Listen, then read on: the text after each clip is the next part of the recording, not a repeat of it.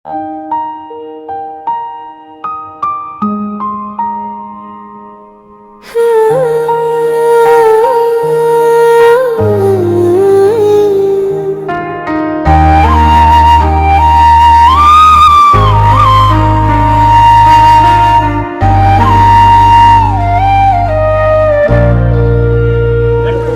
చెందిన అన్నదాత గోశాల వారు కూడా ఇక్కడ స్టాల్ ఏర్పాటు చేయడం జరిగిందండి. ముందుగా అన్నదాత గోశాల చిలుకూరి విశ్వేశ్వరరావు గారికి ఉత్తమ రైతు అవార్డు వచ్చినందుకు శుభాకాంక్షలు అండి. ఆ సందర్భంగా అంటే మీకు ఉత్తమ రైతు అవార్డు వచ్చింది కదా అండి, ఆ సందర్భంగా ఇక్కడ మన మార్కెట్లో జరిగినటువంటి ఈ కిసాన్ మేళాకి మేము స్టాల్ పెట్టడం జరిగిందండి. ఈ రోజున ఈ మార్కెట్లో జరిగినటువంటి కిసాన్ మేళాలో మా అన్నదాత గోశాల తరఫున మేము స్టాల్ పెట్టాం. మరి మాకు ఉత్తమ రైతు అవార్డు మన కలెక్టర్ గారి ద్వారా మేము తీసుకోవడం కూడా జరిగింది.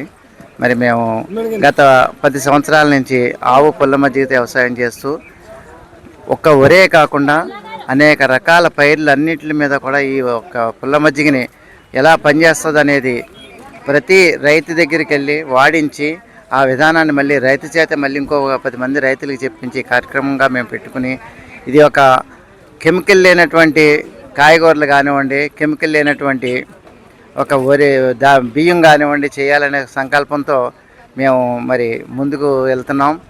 మరి మాకు ఈ స్టాల్ పెట్టి ఇవాళ ఇవన్నీ చేసినందుకు చాలామంది వచ్చారు, చూశారు.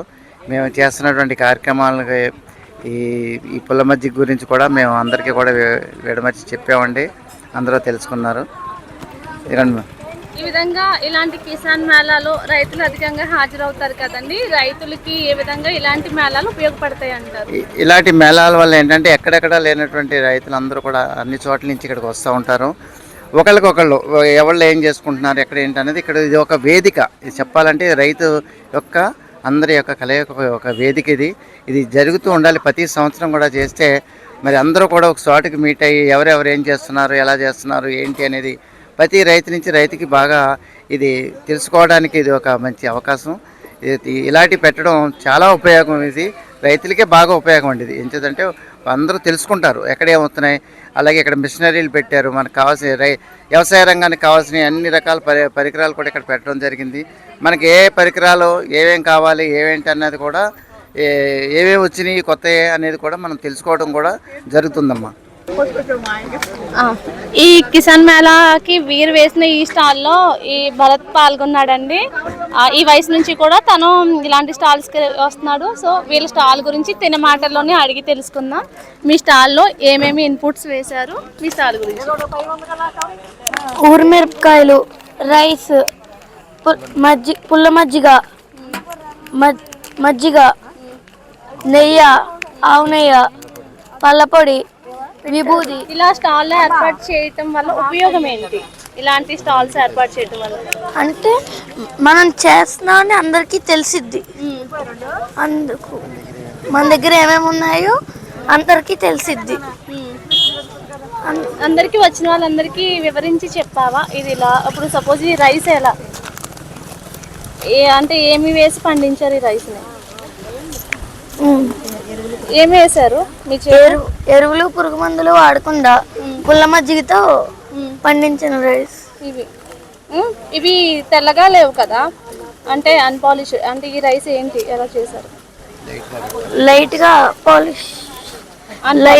చిలుకూరు సత్యవతి గారు ఉన్నారండి కిసాన్ మేళా గురించి. అలానే వీరు ఇక్కడ కిసాన్ మేళాలో అన్నదాత గోశాలకు సంబంధించిన స్టాల్ కూడా ఏర్పాటు చేశారు కదా, దాని గురించి కూడా తెలుసుకుందాం. నమస్తే. నమస్తే అండి. ముందుగా ఆత్మీయ గోదావరి ఛానల్ వాళ్ళకి చాలా కృతజ్ఞతలు తెలియజేసుకుంటున్నానండి.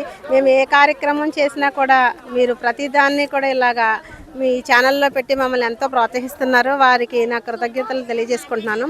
ఈరోజు కిసాన్ మేళాలో మా గోశాల తరపు నుంచి మేము గో ఉత్పత్తులన్నీ కూడా స్టాల్ పెట్టామండి. ఇందులో ప్రధానంగా ఆవు నెయ్యి, అలాగే విభూది, పళ్ళపొడి, మరి ఆవు పులిసిన మజ్జిగ, మూత్రము, అలాగే ఆవు మజ్జిగతో చేసిన ఊరిమిరపకాయలు, తర్వాత మేము ఎలాంటి ఎరువులు, పురుగు మందులు వేయకుండా పండించిన రైస్ను కూడా ఇక్కడ మనం స్టాల్ దగ్గర పెట్టడం జరిగిందండి. ఇక్కడ ఇలాంటి స్టాల్స్ పెట్టడం, ఇలాంటి మేళాలు పెట్టడం వల్ల ఏంటంటే అందరూ కూడా ఒకరి నుంచి ఒకరు నాలెడ్జ్ షేర్ చేసుకోవడానికి మంచి అవకాశంగా ఉంటుంది. ఇక్కడ అందరూ రైతులు వచ్చారు కాబట్టి వాళ్ళందరికీ కూడా మేము గో ఆధారితంగా ఎలా చేయొచ్చు, ఖర్చు లేకుండా తక్కువ ఖర్చుతో ఎలాగ లాభాలు పొందొచ్చు అని వివరించి చెప్పడం జరిగిందండి. అలాగే మిగతా రైతుల నుంచి కూడా మేము వారి యొక్క ఆలోచనలు, విధానాలు కూడా తెలుసుకోవడం జరిగింది. ఈ మేళాకు రావడం మాకు చాలా సంతోషంగా ఉందండి.